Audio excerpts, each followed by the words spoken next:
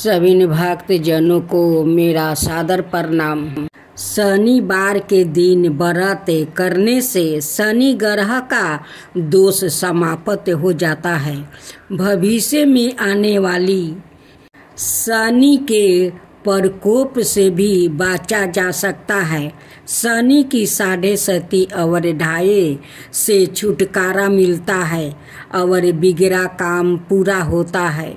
इससे नौकरी और व्यापार में सफलता तो मिलता ही है, साथ ही साथ सुख समृद्धि, मान सम्मान और धन यश की प्राप्ति होती है। शनिवार के दिन व्रत रखने से घर में सुख और शांति रहती है। इसके अलावा रोग से भी छुटकारा मिलता है। अब शनि व्रत कथा। एक समय स्वर्ग लोक में सबसे बड़ा कौन के प्रश्न पर नवग्रहों में वाद विवाद हो गया। विवाद इतना बढ़ा कि परस्पर भयंकर युद्ध की स्थिति बन गई। निर्णय के लिए सभी देवता देवराज इंद्र के पास पहुंचा और बोले, हे देवराज, आपको निर्णय करना होगा कि हम में से सबसे बड़ा कौन है। देवताओं का प्रश्न सुनकर देवराज इंद्र उलझन में पड़ गया। इंद्र बोले, मैं इस प्रश्न का उत्तर देने में असमर्थ हूँ। हम सभी पृथ्वी लोक में उज्जैनी नगरी में राजा विक्रमादित्य के पास चलते हैं। देवराज इंद्र सहित सभी ग्रह देवता उज्जैनी नगरी पहुँचे। महल में पहुंचकर जब देवताओं ने उनसे अपना प्रश्न पूछा तो राजा विक्रमादित्य भी कुछ देर के लिए परेशान हो उठे, क्योंकि सभी देवता अपनी अपनी शक्तियों के कारण महान है। किसी को भी छोटा या बड़ा कह देने से उनके क्रोध के प्रकोप से भयंकर हानि पहुंच सकती है। अचानक राजा विक्रमादित्य को एक उपाय सूझा और उन्होंने विभिन्न धातुओं, स्वर्ण, रजत, चांदी, कांसा, तांबा, सीसा, रंगा, जस्ता, अब्रक, लोहे के 9 आसन बनवाए। धातुओं के गुणों के अनुसार सभी आसनों को एक दूसरे के पीछे रखवाकर उन्होंने देवताओं को अपने अपने सिंहासन पर बैठने को कहा। देवताओं के बैठने के बाद राजा विक्रमादित्य ने कहा, आपका निर्णय तो सवाय हो गया। जो सबसे पहले सिंहासन पर विराजमान है वही सबसे बड़ा है। राजा विक्रमादित्य के निर्णय को सुनकर शनि देवता ने सबसे पीछे आसन पर बैठने के कारण अपने को छोटा जानकर क्रोधित होकर कहा, राजा विक्रमादित्य, तुमने मुझे सबसे पीछे बैठाकर मेरा अपमान किया है। तू मेरी शक्तियों से पराजित नहीं हो। मैं तुम्हारा सर्वनाश कर दूंगा। शनि ने कहा, सूर्य एक राशि पर 1 महीने रहते हैं, चंद्रमा 2.25 दिन, मंगल 1.5 महीने, बुध और शुक्र 1 महीने रहते हैं, बृहस्पति 13 महीने रहते हैं। लेकिन मैं किसी राशि पर 7.5 बरस 7.5 तक रहता हूँ। बड़े बड़े देवताओं को मैंने अपने प्रकोप से पीड़ित किया है। राम को 7.5 के कारण ही वन में जाकर रहना पड़ा और रावण को 7.5 के कारण ही युद्ध में मृत्यु का शिकार बनना पड़ा। राजा, अब तू भी मेरे प्रकोप से नहीं बच सकेगा। इसके बाद अनाए ग्रहों के देवता तो प्रसन्नता के साथ चले गए, परंतु शनि देव बड़े क्रोध के साथ वहां से विदा हुआ। राजा विक्रमादित्य पहले की तरह ही अन्याय करते रहे। उनके राज्य में सभी स्त्री पुरुष बहुत आनंद से जीवन बिता रहे थे। कुछ दिन ऐसे ही बीत गया। उधर शनि देवता अपने अपमान को भूले नहीं थे। विक्रमादित्य से बदला लेने के लिए एक दिन शनि देव ने घोड़े के व्यापारी का रूप धारण किया और बहुत से घोड़ा के साथ उज्जैनी नगरी पहुंच गया। राजा विक्रमादित्य ने राज्य में किसी घोड़े के व्यापारी के आने का समाचार सुना तो अपने अश्वपाल को कुछ घोड़े खरीदने के लिए भेज दिया। घोड़े बहुत कीमती थे। अश्वपाल ने जब वापस लौट कर आया इस संबंध में बताया तो राजा विक्रमादित्य ने सवाए आकर एक सुंदर और शक्तिशाली घोड़े को पसंद किया।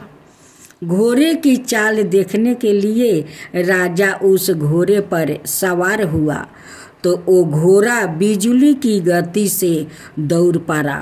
तेजी से दौड़ता घोड़ा राजा को दूर एक जंगल में ले गया और फिर राजा को वहां गिराकर जंगल में कहीं गायब हो गया। राजा अपने नगर को लौटने के लिए जंगल में भटकने लगा, लेकिन उन्हें लौटने का कोई रास्ता नहीं मिला। राजा को भूख प्यास लग आई थी। बहुत घूमने पर उसे एक चरवाहा मिला। राजा ने उसे पानी मांगा। पानी पीकर राजा ने उस चरवाहा को अपनी औंठी दे दिया। फिर उससे रास्ता पूछकर वो जंगल से निकल कर पास के नगर में पहुंच गया। राजा ने एक सेठ की दुकान पर बैठकर कुछ देर आराम किया। उस सेठ ने राजा से बातचीत की तो राजा ने उसे बताया कि मैं उज्जैनी नगरी से आया हूँ। राजा के कुछ देर दुकान पर बैठने से सेठ जी की बहुत बिक्री हुई। सेठ ने राजा को बहुत भगवान समझा और खुश होकर उसे अपने घर भोजन के लिए ले गया। सेठ के घर में सोने का एक हार खूंटी पर लटका हुआ था। राजा को उस कमरे में छोड़कर सेठ कुछ देर के लिए बाहर गया। तभी एक आश्चर्य घटना घटी। राजा के देखते देखते सोने के उस हार को खूंटी निगल गई। सेठ ने कमरे में लौट कर आया, हार को गायब देखा तो चोरी का संदेह राजा पर ही किया, क्योंकि उस कमरे में राजा ही अकेला बैठा था। सेठ ने अपने नौकरों से कहा कि इस परदेसी को रस्सियों से बांधकर नगर के राजा के पास ले चलो।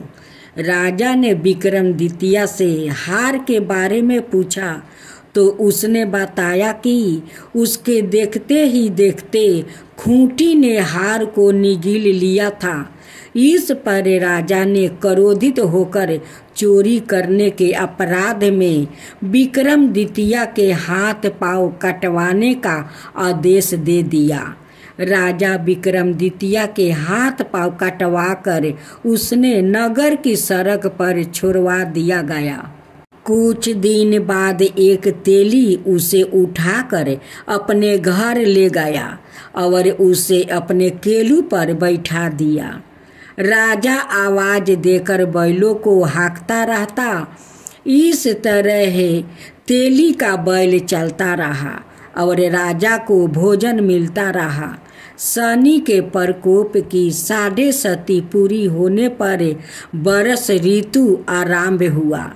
राजा विक्रमादित्य एक रात मेघ मल्हार गा रहा था कि तभी नगर के राजा की लड़की राजकुमारी मोहिनी रथ पर सवार उसे तेली के घर के पास से गुजर रही थी। उसने मेघ मल्हार सुना तो उसे बहुत अच्छा लगा और दासी को भेजकर गाने वाले को बुला लाने को कही। दासी ने लौट कर राजकुमारी को अपंक राजा के बारे में सब कुछ बता दिया। राजकुमारी उसके मेघ मल्हार से बहुत मोहित हो गई थी। अत उसने सब कुछ जानकर भी अपंक राजा से विवाह करने की निश्चय कर ली थी। राजकुमारी ने अपने माता पिता से जब यह बात कही तो वो हैरान रह गई। रानी ने मोहिनी को समझाया, बेटी तेरे भाग्य में तो किसी राजा की रानी होना लिखी है, फिर तू उस अपंक से बियाह करके अपने पाँव पर कुल्हाड़ी क्यों मार रही है। राजकुमारी ने अपनी जिद नहीं छोड़ी। अपनी जिद पूरी करने के लिए उसने भोजन करना छोड़ दिया और प्राण त्याग देने का निश्चय कर ली। आखिर राजा रानी को बेबस होकर अपंक विक्रमादित्य से राजकुमारी का विवाह करना ही पड़ा। विवाह के बाद राजा विक्रमादित्य और राजकुमारी तेली के घर में रहने लगी।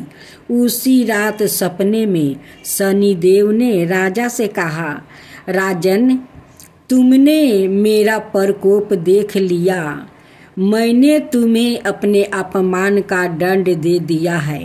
राजा ने शनिदेव से क्षमा करने को कहा और प्रार्थना की, हे शनिदेव आपने जितना दुख मुझे दिया है अनाय किसी को ना देना प्रभु, कभी ना देना प्रभु। शनिदेव ने कुछ सोच कर कहा, राजा मैं तुम्हारी प्रार्थना स्वीकार करता हूँ। जो कोई स्त्री पुरुष मेरी पूजा करेगा, शनिवार को व्रत करके मेरी व्रत कथा सुनेगा, उसी पर मेरी अनुकंपा बनी रहेगी। प्रात काल राजा विक्रमादित्य की नींद खुली तो अपने हाथ पाँव देख कर राजा को बहुत खुशी हुई। उसने मन ही मन शनिदेव को प्रणाम किया। राजकुमारी भी राजा के हाथ पाँव सही सलामत देखकर आश्चर्य में डूब गई। तब राजा विक्रमादित्य ने अपना परिचय देते हुए शनिदेव के प्रकोप की सारी कहानी सुनाई। सेठ को जब इस बात का पता चला तो दौड़ता हुआ तेली के घर पहुंच गया और राजा के चरणों में गिर कर क्षमा मांगने लगा। राजा ने उसे क्षमा कर दिया, क्योंकि यह सब तो शनिदेव के प्रकोप के कारण हुआ था। सेठ राजा को अपने घर ले गया और उसे भोजन करवाया। भोजन करते समय वहाँ एक आश्चर्य घटना घटी। सबके देखते देखते उस खूंटी ने हार उगील दिया।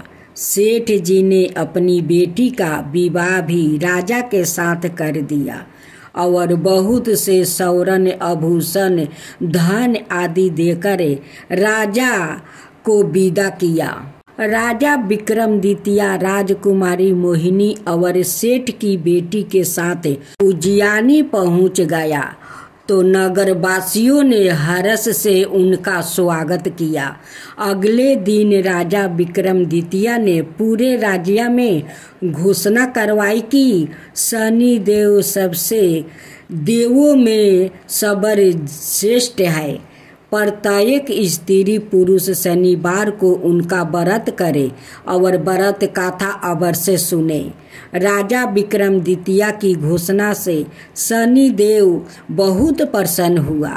शनिवार का व्रत करने और व्रत कथा सुनने के कारण सभी लोग की मनोकामना शनिदेव की अनुकंपा से पूरी होने लगी। सभी लोग आनंद पूर्वक रहने लगा। नीलंजन समाभास रवि पुत्र यम गर्जम छाया मरिटंडे संभूते नमामि शनिचरम शनि चालीसा।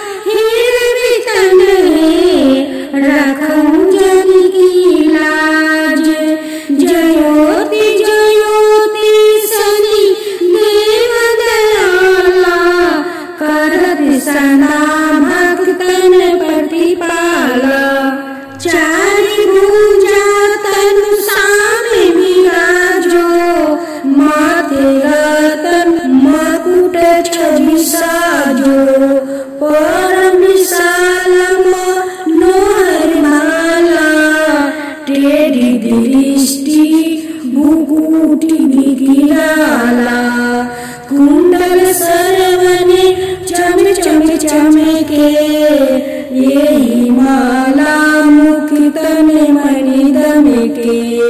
कर में गादा त्रिशूल ठाकुरा, पर बीचे करो हरहि संहारा। पिंगल कृष्ण छाया नंदने, यमी को नष्टे रुद्र दुखी भंजने। सोनी मध्य सनिदासा नामा, भानुपुत्र पूजहि सभी कामा।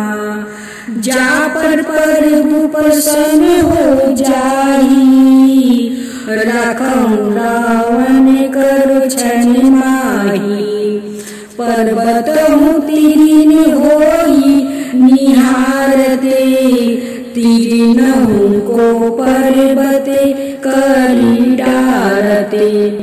राज मिलत बन राम ही दिनो, के कहू की मति हरहि लीनहो।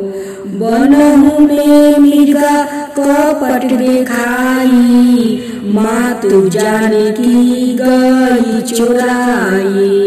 लखे नहीं सकती बिकल करी डारा, मचिंगी दल में हाहाकारा मचा। रावण की गति मति बुराई, रामचंद्र सो बल बढ़ाई। दियो कोटि करी कंचन लंका, बजी बजंगे वीर की डंका। नीप विक्रम पर तोहि पंगु धारा, चित्र मोर निगिली गयो हारा। हर नौलाखा लगायो चोरी, हाथ पर डलवायो तोरी। भारी दासा निकष्टि दिखावे, तेलही घर में केलू चलवायो। बिना रंगे दीपक माहे की न हो, तब प्रसन्न प्रभु है सुखी दिन हो। हरिचंद्र निरीपी नारी बिकानी, आपहु भरो डूम घर पानी। तैसे नल पर दासा सिरानी, भंजू बीने कूद गई पानी। श्री शंकराई गरो जब जाई, पार्वती को सती कराई। तानी की बिलोकते ही करी सीरा, नभे उड़ी गयो गौरी सुती सीता। पांडवा पर भयो दासा तुम्हारी, बची दुर्पति होती उधारी। कौरव के भी गति मति मरायो, युद्ध महाभारत करी डेरायो। रवि कह मुखे माए धरि तते काला, लेकर कूदे परो पताला। शेष देव लखी मिनती लाई, रवि को मुक्ति दियो छुड़ाई। बाहन प्रभु के साथ सुजाना, जग दिगज गर्दभ मेरी घिसौना। जम्बुक सिंह यदि नखधारी, सोफल ज्योति से कहते पुकारी। गज वाहन लक्ष्मी गिरहे आवे, हाय ते सुख संपत्ति उपजावे। गर्दभ हानि करे बहु काजा, सिंही सिद्धि करे राजा समाजा। शंभुक बुद्धि नष्ट करे डारे, मिर्गी दे कष्टि परान संहारे। जबे आवही प्रभु सवन सवारी, चोरी आदि होए डर भारी।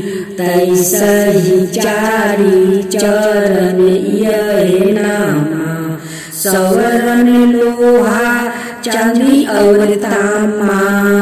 लोहा चरण पर जबे प्रभु आवे, धन जन संपत्ति नष्ट करावे। समाता तर मारजते सुभिकारी, सौरन सबर सबर सुख मंगल भारी। जो यह सनिचलितर नीति गावे, कबहु न दासा निकष्ट सतावे। अधिभूति नादि दिखावे लीला, करो शत्रु के नासी बलि ढीला। जो पंडित सुयोग बुलवाई, विधवत शनि ग्रह शांति कराई। पीपल जल शनि दिवस चढ़ावते, दीप दान दे बहु सुखी पावते। कहत राम सुंदर प्रभु दासा, शनि सुमिरत सुखी होते परिकासा। पाठ संचाराय देव को की हो भक्त तैयार, करते पाठ चालीसा दिन हो भव सागर पार। शनिवार व्रत की आरती। आरती की जो नर सिंह कुंवर की, वेद विमल यश गाऊ मेरे प्रभु जी।